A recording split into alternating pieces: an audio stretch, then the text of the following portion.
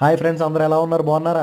సంక్రాంతి వచ్చిందంటే ఆడపిల్లలకి గొబ్బెమ్మలు ఎంత ముఖ్యమో మగపిల్లలకి భోగి పిడకలు అంతే ముఖ్యం. మా చిన్నప్పుడైతే ఒక నెల రోజుల ముందు నుంచే అవి ఆవులు ఎక్కడెక్కడ ఉన్నాయో ఆవులు అన్నింటికి ఒక కవర్లో పట్టుకుని వెళ్ళేవాళ్ళం.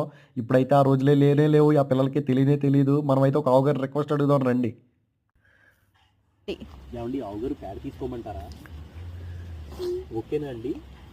ఓకే. ఈ నూతుల్లో నీళ్లు ఎంత ఎండాకాలంలో తాగినా కానీ చాలా చల్లగా ఉంటాయి, చాలా బాగుంటాయి కూడా స్వీట్ కానీ. అలాగే ఈ నూతులతో నాకు ఒక బ్యాడ్ మెమరీ ఉంది. అది ఏంటనేది నేను ఫుల్ వీడియోలో చెప్తాను, ఎవరో మిస్ అవ్వకుండా చూడండి. ఇక అలా వెతుక్కుంటూ ఒక 7, 8 ఆవుల దగ్గర అయితే మేము తీసుకున్నాం పేడ. మనం వెళ్ళేసరికి ఇంకొక ఆవు అయితే ఫ్రెష్గా పేడేస్తుంది, అది కూడా తీసేసుకున్నాము. ఇక నేను, మా మిస్సెస్, మా పిల్లలు మొత్తం మీద కష్టపడి ఆవు పేడ ఎలాగైతే పోజేసాము. ఇప్పుడంతా ఆన్లైన్ యుగం కదా, పిల్లలకి అవన్నీ ఏమీ తెలియదు. ఇక ఆన్లైన్లో డబ్బులు పెట్టి కొనేసుకోవడమే తెలుసు. ఏగో ఫోటోలు పెట్టాను చూడండి ఆన్లైన్లో ఎలా దొరుకుతున్నాయో, మనకి ఏ రేటుకి దొరుకుతున్నాయో అని.